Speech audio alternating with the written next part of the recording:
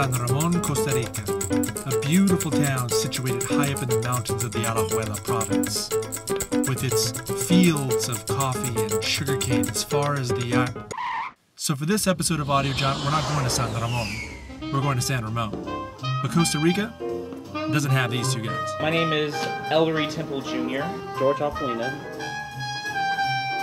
In this Bay Area suburb, I'm meeting up with the two resident audiophiles of Magnolia Audio Video. This shop in San Ramon is one of 7 Magnolia AVs in the US. Not only do they offer some really cool ways of hiding TVs, whether it's TV behind a painting, TV behind a mirror, and of course, TV behind another TV.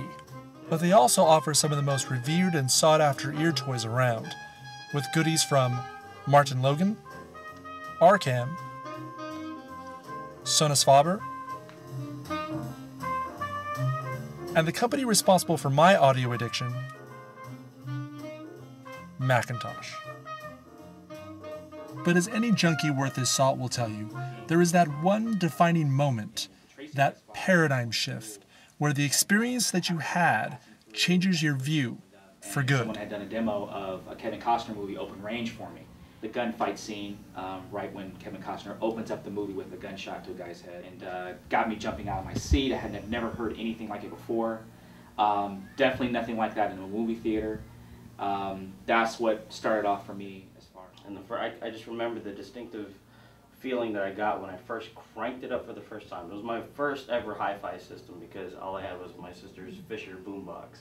I'll just never forget the just that analog feeling that I got, where you can hear the crinkles, you can hear the pops, you can hear some of the lint that's actually on the tape itself. I happened to be in the mall that day and I saw Cambridge Soundworks, and then lo and behold, it was just a sickness after that. And the gear that we're going to use is from Macintosh. We're going to use their classic MC275, so 75 watts per channel. We're using their preamp processor, the C2300, and the Macintosh MVP 871 player as our transport. With the tube stuff, or the tube gear, or tube electronics, should I say, what they do is they kind of change the dynamics that way. It opens them up in the right ways, gives it a warmer, toned down feeling. That way it's not too bright and it doesn't overextend where it doesn't need to be. Say, baby, can I be your slave? That's amazing. I've got to admit, girl, you're the shit, girl. And I'm digging you like a grave to the distant yet rising star. Is your name? It's like the voice is like just right there. The sound, like the neighborhood bakery at sunrise, warm and sweet, but with all the definition of an unabridged dictionary. Because rather than deal with the fallacy of this dry-ass reality, I'd rather dance and romance your sweet ass in a wet dream. And over here, we're going to be listening to some more Macintosh gear.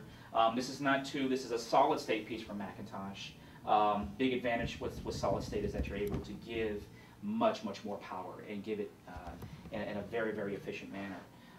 We're going to listen to it through a really nice turntable from Project that's imported by Samico, based out of here in the Bay Area, called the RM5. We have a tube preamp that is running through, Macintosh C46 audio controller, and a nice 2-channel 400-watt stereo amplifier from Macintosh, the MC402, one of the better sounding.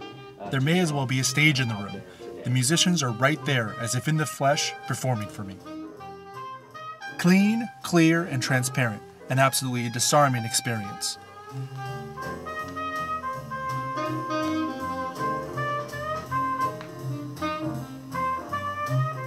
In the realms of audiophilia, the debate between analog and digital has been raging for over 25 years. But amongst the thunderous surge in popularity of MP3s, there has been a subtle, ninja-like infiltration of vinyl back into the mainstream. With reissues of time-tested classics and pressings of fledgling newcomers, music lovers are joining the ranks of analog holdouts. And as for the imperfections of vinyl, really funny. Analog or digital? I think I would agree with George. At the more and more that I've actually sat down and started to enjoy my music more, the more and more I'm going back towards analog. I mean, for the most part, I think analog brings something personal to the table. Digital, you know, of course it's re-encoded, it's somewhat remastered, but getting back to what you remembered it, you know, growing up as a kid, going back to, let's say, your elders who listened to this music and passed it down to you, it just reminds me of how they felt, and I'm getting that same feeling today. As the Old Testament proclaims, man doth not live by 2 channels alone, or something to that effect. The surround sound of this Foo Fighters concert immediately immersed my senses in the front row of London's Wembley Stadium, encapsulated by the roar of the crowd and the heart-pounding beats of a Taylor Hawkins drum solo. The visceral reaction was, in a word, undeniable, and not a pit to mosh in. Damn. For the vast majority of us, our first exposure to music and the subsequent amorous connection that was forged was done so from the comforts of home. Audible toy stores like this one, with passionate audiophiles, are there as guides for the uninitiated and the newly converted to forge their own connections with the love of music.